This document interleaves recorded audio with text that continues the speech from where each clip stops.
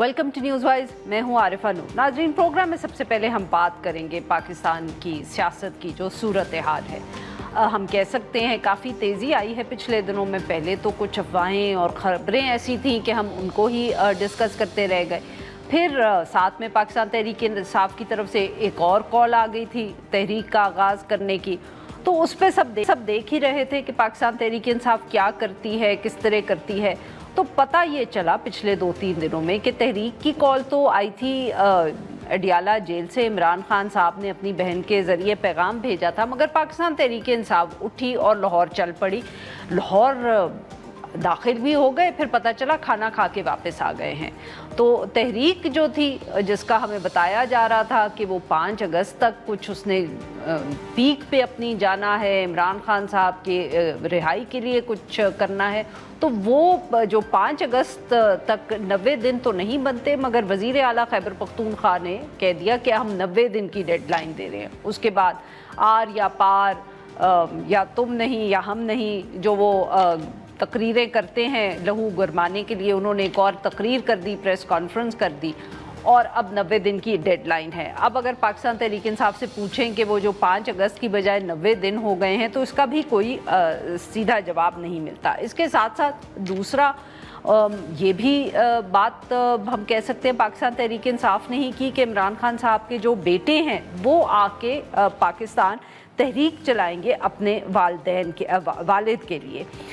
इस पर भी फ़ौरन हुकूमत से रद्द अमल आया। उन्होंने ज़िक्र किया इस सारे मामले का। राना सनाउल्लाह साहब ने तो यहाँ तक कह दिया कि अगर बेटे आए और एहतजाज में शामिल हुए तो उनको गिरफ़्तार कर लिया जाएगा।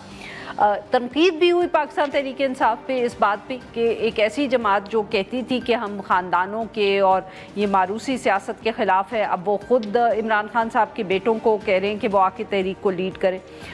मगर इस पर भी कोई क्लैरिटी नहीं है, क्योंकि जहाँ बहुत से रहनुमाओं ने ये कहा कि वो बेटे आएंगे और आके तहरीक को चलाएंगे, तो कुछ और जो सीनियर लीडरशिप थी उसने इसको भी डिनाई किया। जैसे जो पार्लियामेंट्री लीडर हैं सेनेट में, अली ज़फ़र साहब, उन्होंने कहा कि बेटे आ तो रहे हैं मगर वो सिर्फ इमरान खान से मिलने आ रहे हैं, वो जुलूस की सूरत में अडियाला जेल नहीं जाएंगे। ये जो खाना हुआ लाहौर में, इसका ज़िक्र इसलिए भी बहुत ज़रूरी है कि इसके ऊपर जो हम बार बार बात करते थे कि इख्तलाफात हैं पार्टी में, वो बहुत खुल के सामने आए। आलिया हमज़ा साहिबा के बारे में ये कहा गया कि उनको तो बुलाया ही नहीं गया। सलमान अकरम राजा साहब ने फिर मीडिया टॉक में कहा कि वो मसरूफ़ थी। जिस किस्म की ट्वीट आलिया हमज़ा साहिबा ने की और जो जितना उसके अंदर उनका तंज था, उससे लग ये रहा है कि जैसे उनको सचमुच रोका गया वहाँ आने से। वो सवाल भी पूछ रही हैं उन ट्वीट्स में कि ये एहतजाज का क्या लाहे अमल तय हुआ है या नहीं हुआ। और दूसरी तरफ हुकूमत क्या सचमुच खैबर पख्तूनख्वा की जो हुकूमत है सूबाई, उसको गिराने का सोच रही है? एक तरफ कुछ लोग ऐसा भी कहते हैं कि ऐसा कोई इरादा नहीं है, मगर मुलाकातें हो रही हैं, कभी गवर्नर से, कभी प्राइम मिनिस्टर की, कभी परवेज़ खटक साहब की, जो भी अब हुकूमती इत्तेहादी हैं, कभी अमीर मुकाम साहब से। तो इतनी जो मुलाकातें हो रही हैं, इतनी जो एक्टिविटी हो रही है, वो किस लिए हो रही है? नंबर्स तो अब हो सकते हैं पूरे। तो ये सब इश्यूज़ हैं, इन पे बात करेंगे। बात करने के हमारे साथ मौजूद हैं सेनेटर खलील ताहिर सिंधु साहब, रहनुमाए पाकिस्तान मुस्लिम लीग नवाज़ के, और हमें ज्वाइन किया तैमूर सलीम झगड़ा साहब ने, रहनुमा है पाकिस्तान तहरीक इंसाफ और साबिक वज़ीर ख़जाना Khyber Pakhtunkhwa. Welcome to the show gentleman. Ji senator साहब, आपसे गुफ्तगू का आगाज़ करेंगे। सर, अब ये बता दें कि खैबर पख्तूनख्वा की हुकूमत आप लोग गिराने लगे हैं या नहीं गिराने लगे, या अभी सिर्फ उसकी ब्रेनस्टॉर्मिंग हो रही है? मौलाना साहब भी कोई बहुत वाज़ेह मौक़िफ़ नहीं ले रहे इस इशू पे। देखिए आरफा, अगर आप सबसे पहले तो बहुत शुक्रिया आपका तो मुझे बुलाने का। मैं ज़ाती तौर पे भी और पार्टी में भी कोई ऐसी बात नहीं है कि हुकूमत जो है गिराई जाए। ये मेरी ज़ाती राय है एज ए सियासी कारकुन कि कुछ जो पहलवान होते हैं अपने वजन से खुद गिर जाते हैं।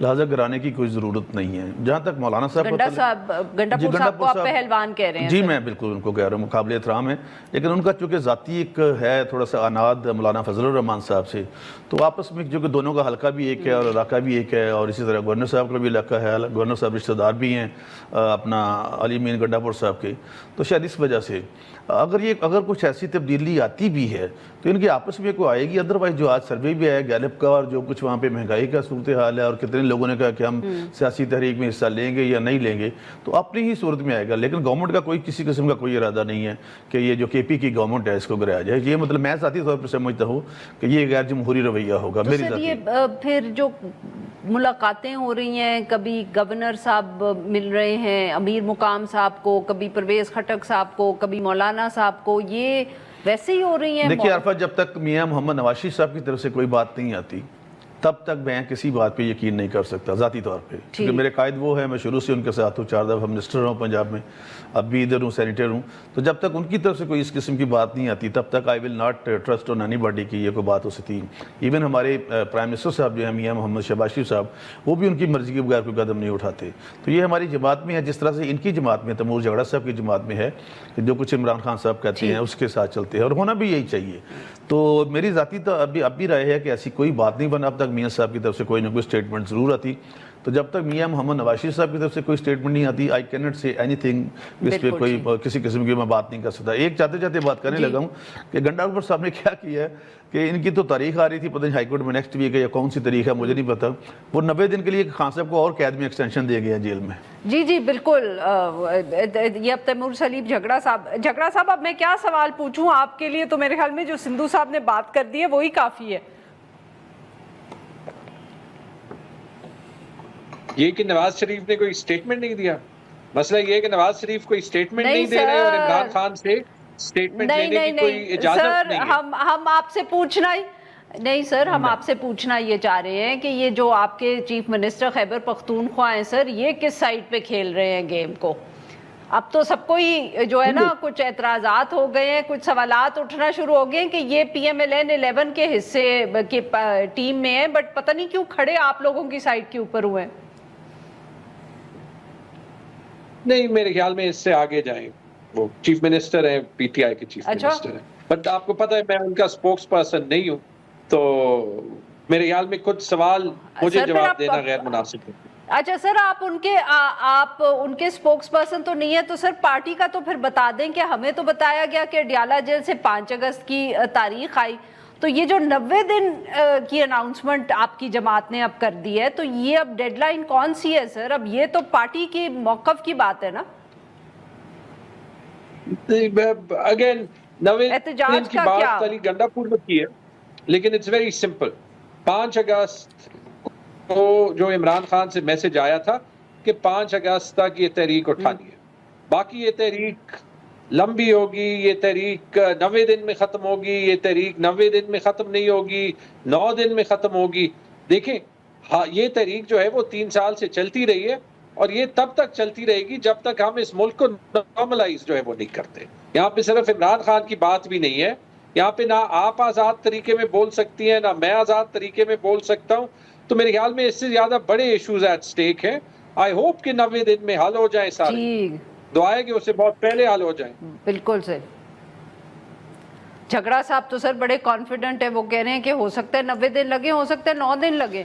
آپ لوگ کرنے دیں گے ان کو احتجاج؟ میں جھگڑا صاحب اگر پورا من احتجاج کریں گے تو آرٹیکل 19A کانسٹیٹیوشن 19 جو ہے کانسٹیٹیوشن آف پاکستان, ان کا یہ فنڈامنٹل رائٹ ہے جھگڑا صاحب کا اور ان کی جماعت کا کہ وہ احتجاج کرے اور پورا من کرے, کیونکہ سبجیکٹ ٹو لا اس پہ لکھا ہے کہ ڈیسنسی ہو, فلاں چیز نہ ہو. یہ میرے سامنے آرٹیکل ہے, میں بائی پروفیشن ایک لائر بھی ہوں, تو اس حوالے سے تو اگر پریویس ریکارڈ دیکھا جائے وہ تو اتنا اچھا نہیں ہے جو 2-3 دھرنے انہوں نے کیے یا جہاں پہ آگے کارکنوں کو چھوڑ کے چلے گئے. اور بیٹوں کو آپ کرنے دیں گے احتجاج جو رانا ثناء صاحب نے کوئی غلط بات نہیں کی. رانا ثناء صاحب نے کہا کہ اگر انہوں نے سیاسی کارکن بننا ہے تو ان کو اگر آتے ہیں اور اپنا سیاسی قیادت میں حصہ لیتے ہیں تو پھر گرفتاریاں ہوتی ہیں, ہماری بھی ہوئی ہیں بہت دفعہ, ہم بھی گئے ہیں جیلوں میں. میں مطلب جب افتخار چوہدری صاحب کی تحریک تھی, اس کے بعد میاں صاحب کی تحریک تھی, بہت مارا مجھے پنڈی میں پولیس نے. تو یہ تو پھر ایک حصہ ہے نا جی, وہ اگر آتے ہیں ہاں, لیکن ان کا فنڈامنٹل رائٹ اپنے باپ سے ملنا, اس بات سے تو ان کو نہیں محروم کیا جا سکتا.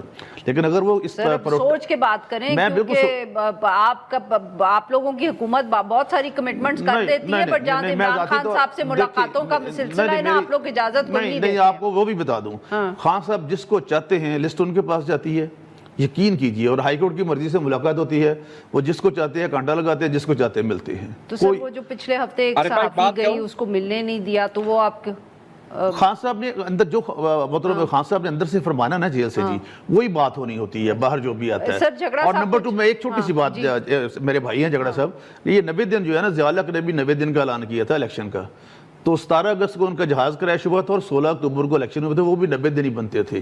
تو اس لیے یہ 90 دن کا کوئی مجھے تو کوئی بھروسہ نہیں. جھگڑا صاحب انہوں نے گنڈا پور صاحب کو ضیاء الحق سے ملا دیا ہے. او اب کیا، میرے پاس تو کوئی سوال ہی نہیں بچ گیا. اوئے ہوئے ہوئے ہوئے. جہاں تک 90 دن اور ضیاء الحق کی بات ہے، ہم وہی جو ہے وہ ضیاء الحق کے بعد جو ہائیبرڈ رجیم آیا ہے جو کہ ضیاء الحق کی یادیں دلاتا ہے، اس کے 90 دن کو 11 سال میں تبدیل کرنے سے ہی جو ہے وہ روکنے کے لیے یہ پوری تحریک کر رہے ہیں نا. اور جہاں تک یہ جو سندھو صاحب نے کہا، آئی ہوپ کہ ان کی باتیں جو ہے وہ سچ ہوں، لیکن جیسے آپ نے خود کہا یہاں پہ تو حال یہ ہے کہ defence minister of hybrid Pakistan, کوئی اور نہیں، defence minister of hybrid Pakistan علینا شگری آپ کی کالیگ ہیں، ان کو انویٹیشن دیتے ہیں کہ آپ کل جا کے خود دیکھ لیں. ان کی تنقید کرتے ہیں کہ آپ عمران خان کو جیل میں کیوں نہیں ملتی اور دیکھتی کہ ان کو کیا جو ہے وہ سہولات جو ہے وہ دیے جا رہے ہیں. اور وہاں پہ اڈیالہ سے 1 کلومیٹر دور ان کو روکا جاتا ہے اور ان کو قریب ہی نہیں جانے دیا جاتا. اینڈ آئی ایم شور کہ وہاں پہ بھی پولیس والوں نے وہی کہا ہوگا جو ہمیں کہا تھا جب گنڈا پور صاحب کے ساتھ ہی ہم 3-4 لوگ ہی گئے تھے کہ جی یہاں پہ سیکیورٹی رسکس ہیں، لیکن وہاں آگے ٹریکٹر بھی چل رہے تھے، وہاں ٹرک بھی جا رہے تھے، وہاں پہ گاڑیاں بھی جا رہی تھی. صرف جو 3 پی ٹی آئی کے لوگ آئے تھے بغیر جو ہے وہ کسی اسلحہ بندوق اینی تھنگ، ان سے سیکیورٹی رسک تھا ایک پبلک روڈ پہ جہاں پہ کسی کو روکنا ہی جو ہے وہ قانون کی خلاف ورزی ہے. اور یہ بھی سندھو صاحب سے پوچھ لیں کیونکہ وہ ایک بڑے اچھے وکیل آئی نو. بٹ تیمور صاحب صاف ظاہر ہے کہ آپ شکل سے بہت مشکوک لگتے ہیں کہ آپ کو انہوں نے روک لیا اور گنڈا پور صاحب کو جانے دیا. ناظرین یہاں پہ لیتے ہیں ہم ایک چھوٹی سی break. We'll be right back. Welcome back ناظرین. ہم گفتگو کر رہے ہیں سینیٹر خلیل طاہر سندھو صاحب سے اور ہمارے ساتھ موجود ہیں تیمور سلیم جھگڑا صاحب. سر سینیٹر صاحب آپ نے سنا تیمور سلیم جھگڑا صاحب نے کیا کیا کہ خواجہ آصف صاحب نے کہا علینا شگری صاحبہ کو کہ آپ جائیں، وہاں گئیں تو ان کو روک لیا گیا. دیکھیے جس طرح تیمور صاحب نے میرے بھائیوں کی طرح انہوں نے کہا کہ میں علی امین گنڈا پور صاحب کا وہ نہیں ہوں، سپوکس پرسن نہیں ہوں، تو اسی طرح محترم خواجہ صاحب بھی بہتر بتا سکتے ہیں کہ انہوں نے کہا یا نہیں کہا. میں تو اس بارے میں کچھ نہیں کہہ سکتا. اچھا سر وہ انٹرویو چلا تھا ٹی وی پہ ہو سکتا ہے، لیکن میں نہیں دیکھ سکا. I was not in the country, I was out of country, you know, I told you already. جی آپ بتا رہے تو میں تھا نہیں ادھر، تو لیکن ہو سکتا ہے، لیکن مجھے بالکل نہیں پتا اس بارے میں. اور اس طرح سے اس سے بھی میں بھی اپنے بھائی کی اپنا پیچھے چلتا یہ کہوں گا کہ خواجہ آصف صاحب بہتر جواب دے سکتے ہیں. جی سر آپ حکومت میں آپ حکومت کا جواب نہیں دے سکتے، وہ جو ہے وہ اپنی پارٹی کا میں ایک جواب دینا چاہتا ہوں، ایک جواب کہنا چاہتا ہوں. میں اب بھی جھگڑا صاحب سے ریکویسٹ کرتا ہوں، اب بھی ڈائلیکٹ بہت حل ہے. بڑی بڑی جنگوں کا حل جو ہے وہ مذاکرات، امن کی مذاکرات کس سے وہ مذاکرات کریں؟ وہ جس سے کرنا چاہتے ہیں انہوں نے اس سے نہیں کرنے. نہیں تو سر پھر اور کون ہے؟ کس سے ہم بیٹھے ہیں نا آئے نا اسپیکر صاحب کے آفس میں. سر کیا کر لیں گے آپ لوگ؟ ان کی ملاقات تو جیل میں کرا نہیں سکتے، آپ سے ڈائیلاگ کر کے کیا آئیں گے نا. یہ بھی دیکھیں اگر 20 باتیں ہوگی تو 10 تو مانی جائیں گی نا، یا 5 مانی جائیں گی. شروع تو کرے کام. سر پھر ان کی ریزروڈ سیٹس واپس کر دینا. ہم نے تو دی، وہ سپریم کورٹ نے دی ہیں. کیا بہتر نہیں چاہیے تھا کہ یہی معاملہ سپریم کورٹ یا جس طرح سے بھی تھا، ان کو جب ہم نے کہا تھا کہ یہ واپس پارلیمنٹ پہ لے جاتے، وہاں پہ لیجسلیشن کرتے ہیں اس پہ، جو بھی لیجسلیشن ہوتی. یہ تو خود نہیں مانے اس بات پہ نا جی. اور ایون یعنی کہ سر اگر لیجسلیشن پہ یہ مان جاتے تو آپ ان کی سیٹس ان کو واپس دے دیتے. لیجسلیشن پھر دونوں طرف سے مل کے ہونی تھی. اور میرے پاس ابھی آئی ہیو دا ججمنٹ، میں آپ کو بتاتا ہوں. ایک سیکنڈ، ایک ججمنٹ ہے میری انتہائی قابل احترام ہے اپنا راجہ صاحب، سلمان اکرم راجہ صاحب. He himself said and stated in the court, in Supreme Court, I was standing there, کہ یہ ریزرو سیٹیں ہماری نہیں بنتی. تو سر آپ کی کیسے بنتی؟ میں چھوڑے اس بات کو، میں تو کب کہہ رہا ہوں، کیسے میں چھوڑ دوں؟ میں کب کہہ رہا ہوں. یہ تو دیکھیں سپریم کورٹ کی جو ججمنٹ ہے 189 کانسٹیٹیوشن پاکستان کے تحت بائنڈنگ ہے، لہٰذا ہمیں تو اس ججمنٹ کے تحت چلنا ہے. پہلے بھی بائنڈنگ تھی، اس کے بعد 26 ترمیم آ گئی نا، جس کے بعد آپ کو پتہ ہے جی. تو وہ بھی ہماری ترمیم نہیں تھی، وہ بلاول بھٹو صاحب کی، مولانا صاحب کی اور ان کے پی ٹی آئی والوں کی اکٹھی مل کے آئی تھی. بلکہ مولانا صاحب کہتے ہیں کہ میں نے خود منع کیا تھا کہ ووٹ نہ دیں. ابھی مولانا صاحب سے کسی نمائندے کو ان کو لے لیں گے. سر یہ آپ لوگوں کی ترمیم ہی نہیں تھی؟ نہیں جی ہماری ترمیم نہیں تھی. ہماری ترمیم تو بہت زیادہ شکیں تھی اس میں. اچھا جھگڑا صاحب آپ سن رہے ہیں، وہ کہہ رہے ہیں ہم سے آپ بات کر لیتے تو سیٹیں بھی آپ کو مل جاتی. میں نے یہ نہیں کہا، میں نے کہا لیجسلیشن ہو سکتی تھی. سر میں نے تو یہی سمجھا نا, اب آپ اس میں میں اس کا ذمہ دار میں اس کا ذمہ دار ہوں جو میں نے کہا, میں اس کا ذمہ دار نہیں جو آپ نے سمجھا. میں تو یہی سمجھا جھگڑا صاحب, مجھے تو یہی سمجھ آیا, بٹ سدھو صاحب کہہ رہے ہیں کہ انہوں نے یہ کہا نہیں. مجھے یہی سمجھ آیا کہ وہ کہہ رہے ہیں کہ گل کر لو, وہ آتے سیٹاں بھی لب جانیاں.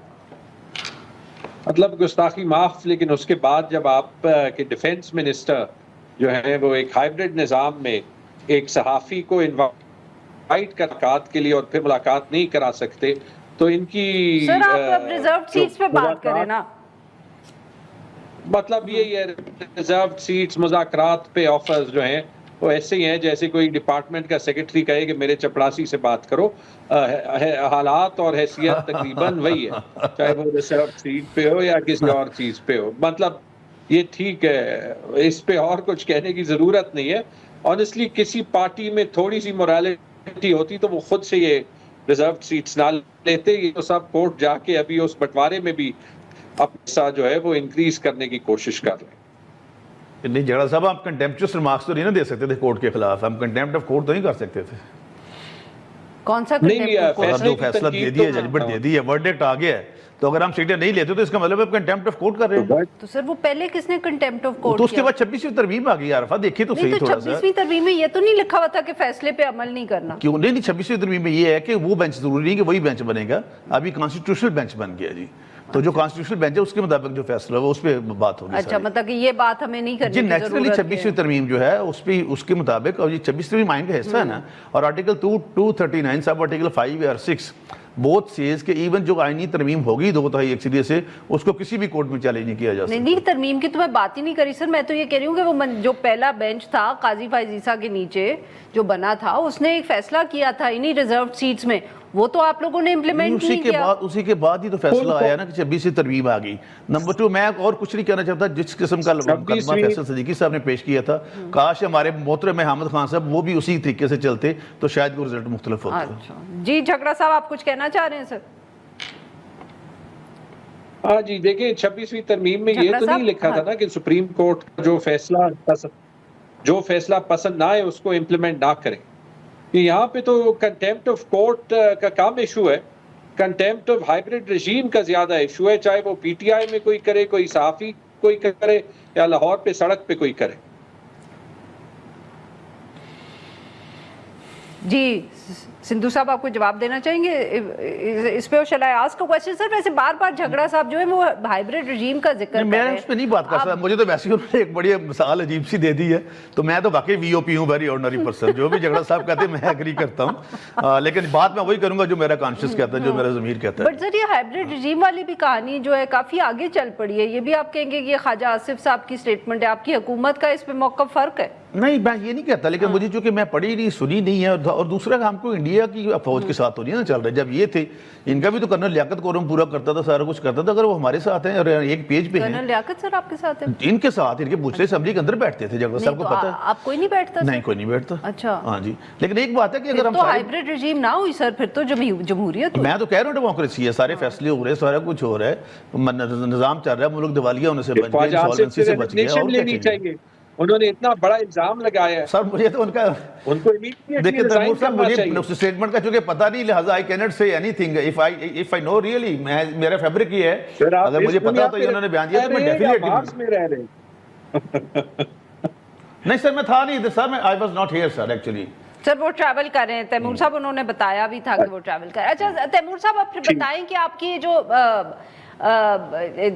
لاہور میں یہ سارا تماشا ہوا, عالیہ حمزہ صاحبہ کی جو ٹویٹ آئی, سلمان اکرم راجہ صاحب نے کہا وہ اس لیے نہیں آئی کیونکہ وہ مصروف تھی, کچھ بہت ہی پبلک نہیں ہو گئی سر آپ کی پارٹی کی جو لڑائیاں ہیں؟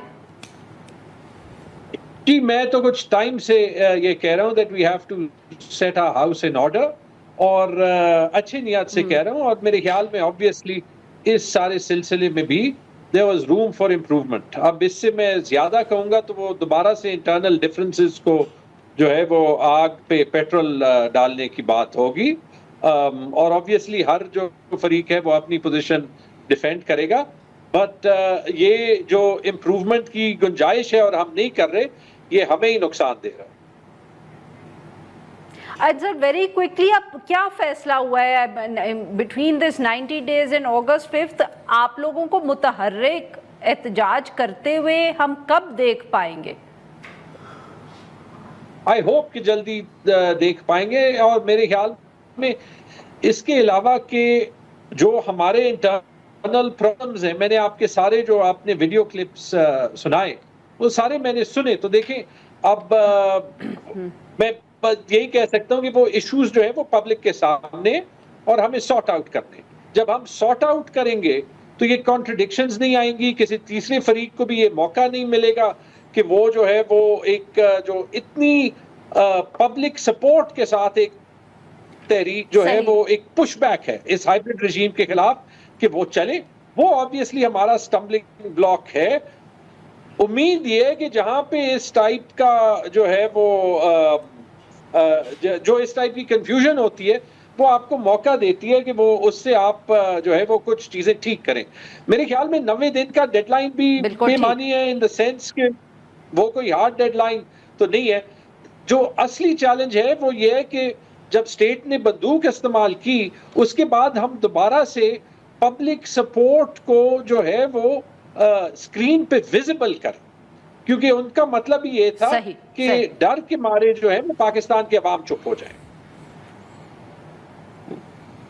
सेनेटर साहब वेरी क्विकली, आपकी हुकूमत में अब कोई तब्दीली नहीं आ रही, ये अब मतलब कि फैसला हो गया है कि कोई किसी भी पोजीशन पे कोई तब्दीली नहीं आ रही? किस हवाले से तब्दीली? सर पीछे तो बड़ी खबरें चल रही थी ना, कुछ सदर के बारे में भी थी। ऐसी कोई बात नहीं, ये टोटल बेसलेस एंड कंकॉक्टेड है।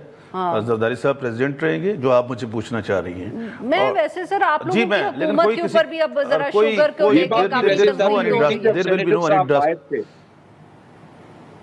ये न्यूज़ उन्होंने ड्रास्टिक चेंज कोई सर मैंने कल से ये सुन रहा हूँ, मैं आ गया हूँ भाई, वापस आ गया हूँ, तो कल से सुन रहा हूँ, तो कोई ऐसी there is no any kind of such kind of any change जो मौजूदा सिस्टम है ऐसे ही चलेगा और ये 5 साल पूरे करेगा अल्लाह के फजल से। सर आप कॉन्फिडेंट हैं? 100%। जैसे वो 90 दिन के लिए कॉन्फिडेंस है, तो हम तो 5 साल नहीं सर, ये तो पहले इस पे भी कॉन्फिडेंट थे ना कि इनका 5 साल पूरे होंगे, बट नहीं हुए, इसीलिए जरा तो उसमें वो तो कॉन्स्टिट्यूशनली आर्टिकल 95 के तहत आया था ना आदमी एतमाद की, कोई गैर जमहूरी तरीके से नहीं आया था। कॉन्स्टिट्यूशनली आवेगा। चलो कोई बात नहीं, अगर ऐसे है, अगर हम इस लेवल पे है तो कोई बात नहीं, अगर कॉन्स्टिट्यूशन को चीज आती है तो we are not against of any that thing. आ सकती है? नहीं, बड़े कॉन्फिडेंट 100%।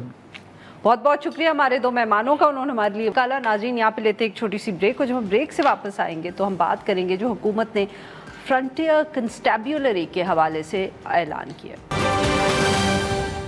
वेलकम बैक नाज़रीन, प्रोग्राम के इस हिस्से में हम हुकूमत के एक नए फैसले का जिक्र करेंगे। एक नया सदारती ऑर्डिनेंस जो है उसको जारी किया गया है वफाकी हुकूमत की तरफ से, और उसके अंदर जो फ्रंटियर कंस्टेबुलरी है उसको एक मुल्क गिर वफाकी फ़ोर्स बनाने का फ़ैसला किया है।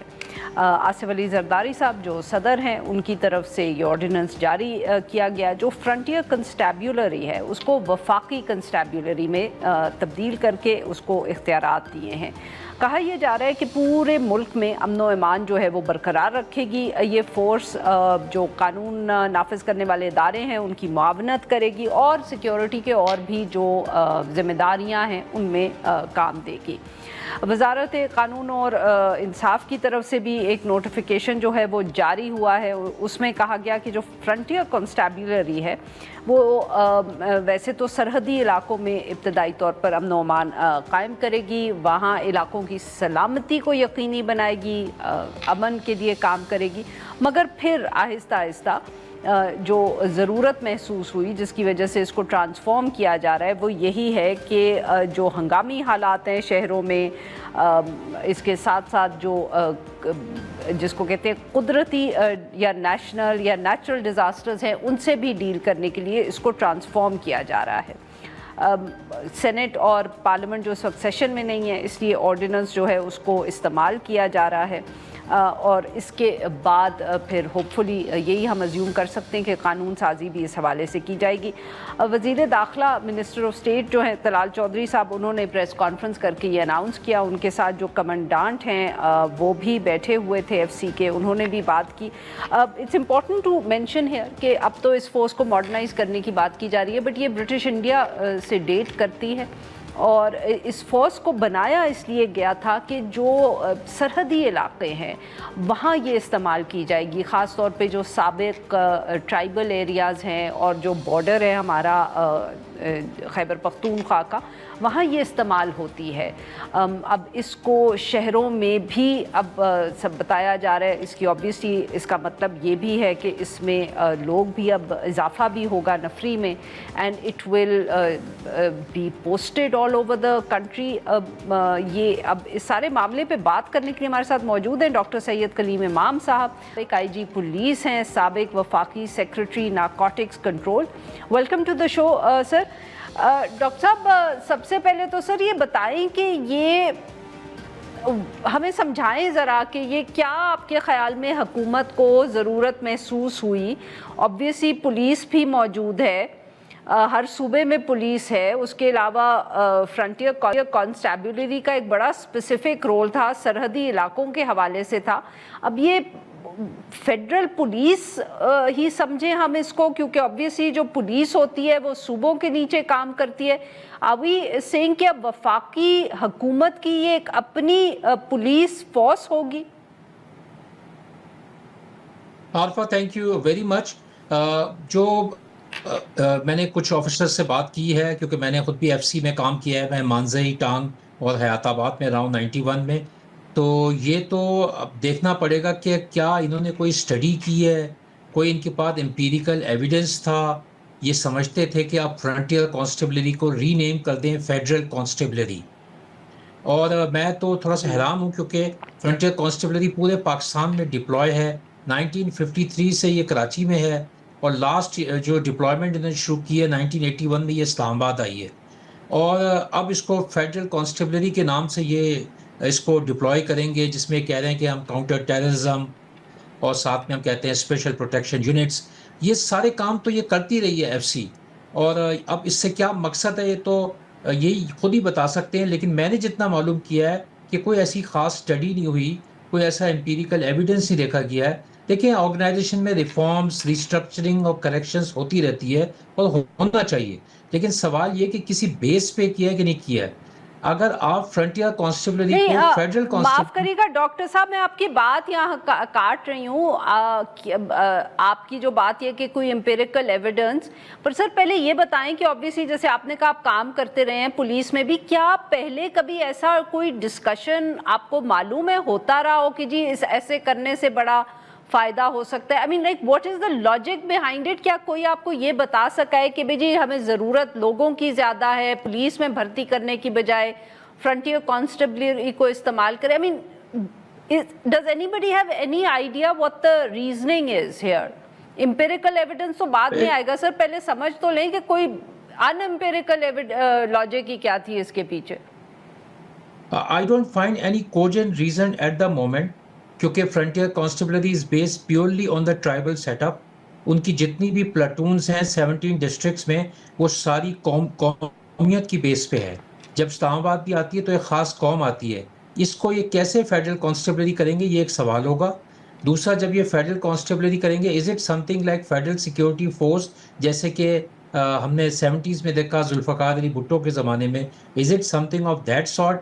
But I don't see a reason کہ یہ تو ایک اسپیسیفک ریجن کے لیے تھی۔ میں تو شروع سے یہ اعتراض کرتا تھا کہ آپ اس کو کے پی کے باہر نہ بھیجیں، کیونکہ سارے یہ کے پی کے لوگ ہیں اور وہیں افیکٹو ہوں گے، لیکن فار ایئرز اس کے پورے پاکستان میں اس کو ویسے ہی پھیلا دیا گیا۔ اب ایک اس کا ایک قانونی جسے آپ کہیں کہ انہوں نے انیکٹمنٹ کر دی اس کی، دوسرا آرڈیننس کر دیا۔ بھائی اب اسمبلی میں لے کے آتے ہیں، اس کو ڈیبیٹ کرتے، سینئر پولیس لیڈرشپ سے ڈیبیٹ کرتے، کوئی تھنک ٹینکس، کوئی ملٹی اسٹیک ہولڈرس کانفرنس کرتے، then you should have come to this conclusion. صحیح۔ تو سر یہ بتائیں کہ جو ایٹ دا مومنٹ جو فرنٹیئر کانسٹیبلری تھی، اس کا جو اس کو ہیڈ پولیس آفیسرز ہی کرتے ہیں اف آئی ایم کریکٹ، تو یہ پولیس آفیسرز آتے ہیں پولیس فورس سے ہی، تو یہ کون فیصلے کرتا ہے اور وہ پھر کس کے ساتھ کوآرڈینیٹ کرتے ہیں؟ جیسے آپ نے کہا وہ کراچی میں بھی موجود ہیں، اسلام آباد میں بھی موجود ہیں، تو do they then coordinate with the police or with the army? How does it work? دیکھیں ہمارے دو قسم کی پولیسنگ دنیا میں ایگزسٹ کر رہی ہے. ایک ہے لوکل پولیسنگ اور دوسری ہے نیشنل پولیسنگ. نیشنل پولیسنگ جیسے بنگلہ دیش ہے, سری لنکا ہے, ایک ہی آئی جی ہوتا ہے, ایک ہی پولیس فورس ہوتی ہے.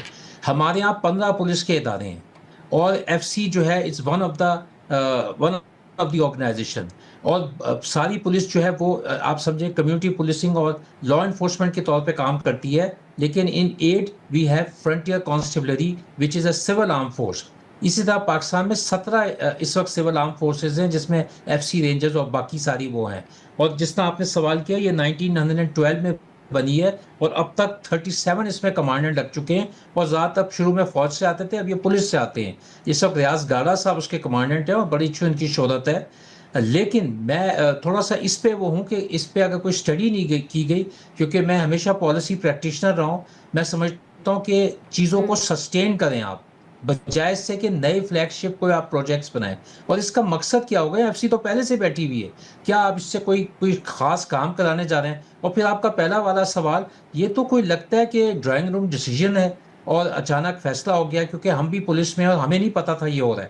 لیکن آپ کے ایک اور سوال جو آپ نے بیچ میں کیا ہے, یہ کئی دفعہ کوشش کی گئی ہے, جیسے national highways and motorway police ہے, اس پہ بھی بہت ڈیبیٹ ہوتی رہی کہ اس کو انٹیریئر کے انڈر ہونا چاہیے یا کمیونیکیشن کے انڈر ہونا چاہیے. اس وقت منسٹری آف انٹیریئر کے اندر 6 پولیس فورسز کام کر رہی ہیں, جس میں ایف آئی اے ہے, نیشنل پولیس بیورو ہے, اسلام آباد پولیس ہے, اکیڈمی ہے. اس طرح 6 آرگنائزیشنز کام کر رہی ہیں.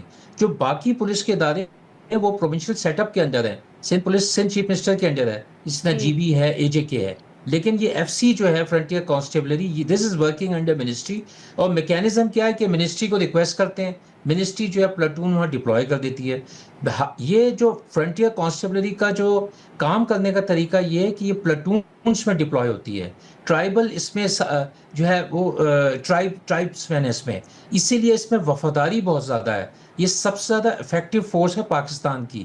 جب لڑائی ہوتی ہے تو یہ نہ صرف ایف سی کے لیے لڑ رہے ہوتے ہیں, یہ اپنے قبائل کے لیے یا کیونکہ سارے ان کے عزیز رشتہ دار ہوتے ہیں ان کے لیے کھڑے ہوتے ہیں, تو لہٰذا یہ ہٹتے نہیں ہیں. تو یہ ایک بہادری بھی سمجھی جاتی ہے اور یہ مصلحت بھی ہے اس کے اندر. So it's a very different force. اور میں تو چاہتا کہ اس کو اور اچھا کرتے, لیکن یہ کہ اس کو ری نیم کر کے کوئی نیا کام کرنے جا رہے ہیں. ہاں, میں تو آپ کی باتوں سے سر پھر یہ بھی سمجھی ہوں کہ پروبیبلی اگر اب یہ اس کو ایک نیشنل فورس بنائیں گے تو پھر تو اس میں یہ قبائلی ایلیمنٹ نکالنا پڑے گا نا. پتہ نہیں اگر کوئی اسپیشل ریکروٹمنٹ کر کے یہ کہیں ڈپلوائے کریں گے, وہ شاید ایک پہلو بنے, کیونکہ ان کی کمپنیز ہیں, ان کے ونگز ہیں, ان کے ڈویژنس ہیں. لیکن اس وقت تو ایگزسٹنگ جو ہے وہ تو سارے ٹرائبس مین ہیں اور ٹرائبل فارمیشن ہے ان کی. یعنی کہ اگر کراچی میں بھی کوئی گیا ہوا ہے تو شاید کوئی بنگش گیا ہوا ہے, کوئی افریدی گیا ہوا ہے. تو میں ہمیشہ کہتا تھا کہ پولیسنگ ایک لوکل سبجیکٹ ہے, وہیں کے لوگوں کو آپ رکھیں تاکہ وہ کمیونٹی پولیسنگ کر سکے. دوسرا یہ ایک سول آرم فورس ہے, ان کے پاس ہیوی مشینری ہے. یہ آپ میسج دے رہے ہیں کہ آپ ملٹرائزیشن کر رہے ہیں پولیسنگ میں. پولیسنگ تو ساری ٹرسٹ پہ چلتی ہے, کمیونٹی پولیسنگ پہ چلتی ہے, انفارمیشن پہ چلتی ہے, اسپیشل برانچ کا رول ہوتا ہے اور بڑا افیکٹو کام کرتی ہے اس حوالے سے. سر اگر یہاں سر if you allow me to be skeptical تو میں آپ سے کہوں کہ یہ تو شاید کاغذی باتیں ہیں کہ اس طرح پولیس چلتی ہے. جو ہم نے پچھلے سالوں میں دیکھا ہے وہ غالباً ایسی چلتی نہیں ہے. خاص طور پہ اگر جو اب کچھ یہ بھی گفتگو ہو رہی ہے کہ جو جیسے ذکر بھی ہوا ہے کہ جو اربن چیلنجز ہیں جس میں ہم کہہ سکتے ہیں کہ شہری احتجاج کرتے ہیں اور اس کو کنٹرول کرنے کے لیے اگر یہ استعمال کی جائے گی تو پھر شاید کمیونٹی پولیسنگ کی ضرورت ہی نہ ہو, مقصد ہی کچھ اور ہو. جی, میں نے جو آپ کو چیزیں مینڈیٹ بتایا پولیس کا, سوال یہ بھی پیدا ہوتا ہے کہ کتنے پرسنٹیج پولیس وہ کرنے میں کامیاب ہوتی ہے. تو ہمارا تو یہ کہنا ہے کہ اگر پولیس کام نہیں کر رہی, آپ اس کو ٹرین کریں, کیپیسٹی بلڈنگ کریں, اس کے خامیاں ڈھونڈیں, ان خامیوں کو دور کریں اور ٹھیک کریں. تو یہ بالکل خامیاں ان میں موجود ہے, لیکن بہت سے لوگ ان میں سے کام بھی کرتے ہیں. فرنٹیئر کانسٹیبلری ایک آرمڈ فورس ہے, وہ ویپن کیری کرتی ہے. اگر آپ نے اینٹی رائٹس بنانے تو آپ کو اینٹی رائٹس ونگز بنانے پڑیں گے, شاید ہو سکتا ہے کچھ ایگزسٹ کرتے ہوں. لیکن آپ اس پہ بھی حیران ہوں گے الفا کہ یہ گارڈ پہ ڈپلوائے ہوئے ہوتے ہیں, دو لوگ ڈیوٹی کر رہے ہوتے ہیں, گن مین کے طور پہ بھی ڈیوٹی کر رہے ہوتے ہیں. اور میں پروٹیسٹ کرتا رہا ہوں پاس میں, کہ آپ ہمیشہ ان کو پلاٹون فارمیشنز میں کریں, اور ان کی جو آفیسرز ہیں وہ بھی بہت میرے خیال سے کوشش کرتے ہیں, لیکن کیونکہ پولیٹیکل ایکسپیڈینسی ہوتی ہے تو وہ اس کو اوور ویلم کر جاتے ہیں, وہ کہتے ہیں بس اس کو 2 آدمی دے دو, اس کو 4 آدمی دے دو. حالانکہ ایف سی صرف موو کرتی ہے پلاٹونز میں, 43 لوگ اکٹھے جاتے ہیں اور تقریباً 32-33 کام کرنے والے ہوتے ہیں, باقی ان کو کیٹر کرتے ہیں, ان کی ایڈمنسٹریشن, ان کی لاجسٹکس, ان کی میسنگس وغیرہ. بہت بہت شکریہ سر, آپ نے ہمارے لیے وقت نکالا. ناظرین یہاں پہ لیں گے ایک چھوٹی سی, we'll be right back. Welcome back ناظرین. پروگرام کے اس حصے میں ہم ذکر کریں گے بارشوں کا. ہر سال ہی ہوتی ہیں, کہیں نہ کہیں یہ پھر ہم ڈسکس بھی کرتے ہیں کہ کیا مسئلے رہے, کہاں نقصان ہوا. تو اس دفعہ اٹ واز انیوژول کہ اسلام آباد, اور اسلام آباد کا بھی ڈپلومیٹک کانکلیو جو ہے, جس کو کی بہت احتیاط جس حوالے سے حکومت اور سی ڈی اے بھی کرتی ہے, وہاں بارشیں جب پچھلے دنوں میں ہوئیں اسلام آباد میں تو بہت پانی کھڑا ہو گیا. حتیٰ کہ سڑکیں تو جو ڈوبی سو ڈوبی, جو ایک تو غیر ملکی سفارت خانے تھے ان کی بیسمنٹ میں پانی چلا گیا. یہ بھی بتایا گیا کہ وہ وہاں کے پھر جو سفیر تھے انہوں نے وزیر اعظم شہباز شریف صاحب سے شکایت بھی کی. خاص طور پہ یہ اطلاع آئی ہے کہ جو ڈچ سفارت خانہ ہے انہوں نے 3 روز جب روز کا پانی جمع ہوا تو اس پہ انہوں نے وزیر اعظم صاحب سے بھی بات کی اور شکایت کی, جس پہ وہ بھی کافی ناراض ہوئے. اب یہ کیوں ہوا اس سال, دیٹ واز دا کویسچن. بارشیں تو تھیں, بہت زیادہ تیز بھی ہوئیں, بٹ ایسی ہم نے ماضی میں بھی دیکھی ہیں. 2022 کا فلڈ بھی تھا. تو بتایا یہ جا رہا ہے کہ جو بہت سی نئی کنسٹرکشن ہوئی ہے اور نئے روڈز بنائے گئے ہیں, ان کی کنسٹرکشن میں یہ ہوا کہ جو برساتی نالے تھے, خاص طور سے جو استعمال ہوتے تھے ڈپلومیٹک کانکلیو سے پانی نکالنے کے لیے, وہ بلاک کر دیے گئے, اور غالباً یہ مسئلہ اس کی وجہ سے ہوا. اس سارے معاملے پہ گفتگو کرنے کے لیے آج ہمارے ساتھ موجود ہیں ملک اسد, صحافی ہیں, ڈان اخبار سے تعلق رکھتے ہیں. ویلکم ٹو دا شو سر. جی اسد صاحب, واز اٹ انیوژول جو جس طرح کی رپورٹ سامنے آئی ہیں کہ ڈپلومیٹک کانکلیو میں یہ ہونا جو تھا یہ ذرا ایک انیوژول بات تھی؟ جی, یہ 65 ایئرز میں یہ پہلی دفعہ ہوا ہے کہ ڈپلومیٹک انکلیو میں اتنا پانی آ گیا, اور جو ڈچ سفارت خانہ ہے وہ آج بھی بند ہے. ابھی بھی اگر آپ ان کی ویب سائٹ پہ دیکھ لیں, شاید کل بھی نہ کھلے, کیونکہ ابھی بھی ان کی جو ویب سائٹ ہے, میں ابھی بھی دیکھ کے آ رہا ہوں, اس پہ ان کی اناؤنسمنٹ لگی ہوئی ہے کہ ہمارے آپریشنز اس وقت بند ہیں. تو اتنا زیادہ مطلب کہ مسئلہ وہاں پہ مسئلہ, کیونکہ وہاں پہ ان کی بیسمنٹ میں انہوں نے جنریٹرز وغیرہ رکھے ہوئے تھے. ان کے تو وہم و گمان میں بھی نہیں تھا ایک دن بارش ہوگی اور پانی جو ہے وہ سارا اس میں آ جائے گا, کیونکہ یہ کمپیریٹیولی یہ جو انکلیو ہے ڈپلومیٹک انکلیو, یہ ذرا سا اوپر ہے باقی شہر کی نسبت. تو اس میں ہوا یہ کہ یہ ایک 6 ارب روپے کا جو ہے یہ پروجیکٹ تھا, جنا انڈر پاس, اور اس میں سرینا کا بھی, جو سرینا ہوٹل کے سامنے سارا بنا ہے انٹرچینج سا, یہ 6 ارب روپے کا تھا. اس میں آپ دیکھیے کہ اسلام آباد کے, اینڈ یہ بھی معاف کریے گا میں آپ کی بات کاٹ رہی ہوں تاکہ جو لوگ اسلام آباد سے باہر دیکھ رہے ہوں, جو سرینا ہوٹل کے سامنے سارا انٹرچینج بنا ہے, that's very close to the diplomatic conclave. جی بالکل. تو اب اس میں دیکھیے کہ اس میں بھی ایک اسلام آباد کا جو جس طرح باقی انڈر پاسز ہیں, ایک بھی ایسا انڈر پاس نہیں ہے جو بنا اور اس میں فلاز نہ ہو. اس میں ایک تو شروع میں یہ بیٹھ گیا تھا, پھر اس کے بعد انہوں نے یہ جو اس کے پورشن کچھ بیٹھ گئے تھے بارش میں شروع میں. اور پھر اس کا یہ جو مسئلہ ہوا یہ تھا کہ ایک جو واٹر فلو تھا وہ کافی عرصے سے, مطلب کافی کئی دہائیوں سے وہ ایک چینل بنا ہوا تھا, وہاں سے پانی آتا تھا بارش کا, اور وہ آ کے ایک دوسرے چینل میں وہ شامل ہو جاتا تھا. اب انہوں نے جب یہ بنا رہے تھے تو جلدی میں تھے شاید, تو ان دنوں اتنی بارشیں بھی نہیں ہو رہی تھیں. آپ کو یاد ہوگا کہ اس دفعہ کوئی اتنی زیادہ سردیوں میں بارشیں نہیں ہوئی. تو انہوں نے وہ جلدی میں کمپلیٹ کیا, اور وہ جو نیچرل اس کا جو کلورٹ جس کو کہتے ہیں, جو نیچرل جو بہت سارے نالے اسلام آباد میں بہتے ہیں جن میں وہ نیچرلی پانی جو ہے وہ بہتا ہے بارشوں کا, تو وہ جو کلورٹ تھی جو کہ اس کا چینل تھا, وہ اس میں انہوں نے مٹی ڈال دی, اس پہ مٹی ڈال کے اس کو دبا دیا. اب وہ جب بارش اور اس کے پھر جب اوپر کنسٹرکشن ہوئی, یعنی کہ وہ جو کلورٹ جس کو آپ کہہ رہے ہیں وہ ڈپلومیٹک کانکلیو سے سرینا انٹرچینج کے قریب سے گزر رہی تھی, آگے کشمیر ہائی وے کے ساتھ ایک نالا سا تھا وہ وہاں پہ جاتی تھی. ٹھیک ہے, وہاں انہوں نے اس کو بلاک اس کو جب وہ پیچھے سے وہ بلاک ہوگی, تو جب بارش ہوئی تو اوپر کنسٹرکشن بھی ہو گئی تھی, تو پانی جو تھا اس کو رستہ نہیں ملا اور وہ واپس گیا.